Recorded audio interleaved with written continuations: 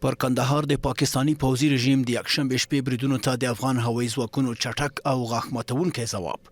ملي دفاع وزارت وایي چې په جنوبي وزیرستان کې د افغان هوایي ځواکونو لخوا د پوځي رژیم د پوځیانو یو مرکز هدف وګرځید او درانه ځاني او مالي زیانونه ور واوښتل.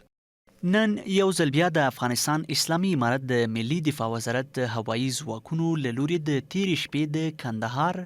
د بریدونو د غچ اخیستنې په موخه د جنوبي وزیرستان په واڼه سیمه کې د پاوز په یوه ځانګړي کمپ برید ترسره شو. په یاد برید کې د واڼه په پوځي کمپ کې د SSG کمانډو ودانۍ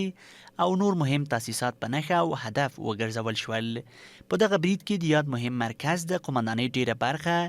او ځینې نور تاسیسات له منځه تللي او د پاکستان پوځي ځواکونو ته درانه ځاني او مالي زیانونه اوښتي دي. پاکستانی پوځي رژیم د یکشنبه په شپه په کندهار کې هوایي برید وکړ چې په ترڅ کې د روږدو د درملنې د مرکز د ودانۍ یوه برخه او یو کانتینر زیانمن شوي دي. کندهار کې دوه نقطې بمبار شوې، یو د معتادینو د شفاخانې یو اړخ ویشتلی ده چې هلته معتادین پکې معالجه کېدل او عام ملکي ځای ده، هم خساره نه لري، تلفات نه لري، خو یو ځای نړولی ده. او بل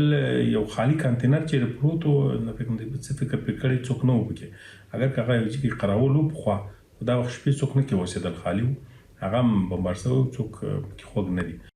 ورته مهال د کډوالو او راستنیدونکو چارو وزارت وایي د افغانستان او پاکستان ترمنځ د وروستي کړکېچ له رامنځته کېدو راهیسې تر اوسه په اتو ولایتونو کې چې د ډیورند فرضي کرښې سره په خوا کې پراته دي څه باندې 21,000 کورنۍ له خپلو مینو بې ځایه شوي دي.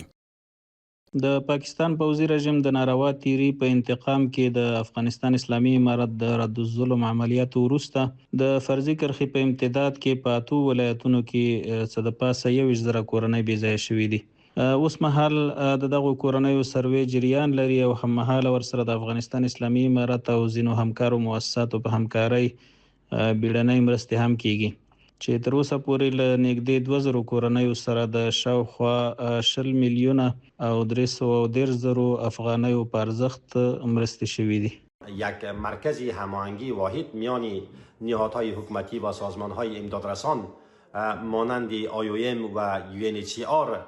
ایجاد شود تا مناطق اسکان موقت را هم از نظر امنیتی و هم از نظر جغرافیایی یعنی دوری از سیلاب ارزیابی کنند. پر همدې مهال ملي دفاع وزارت ویلي چې افغان ځواکونو د یکشنبه په شپه د خوست ولایت ځاځي میدان ولسوالۍ کې پر ډیورند فرضي کرښه د پاکستانی پوځي رژیم د جنډو سر پوسته نیولې. د زور نه رسیږي، په امارت سره د مقابلې وسه نه کیږي، په دې وجه باندې په عام وګړو باندې بمبار او عام وګړو باندې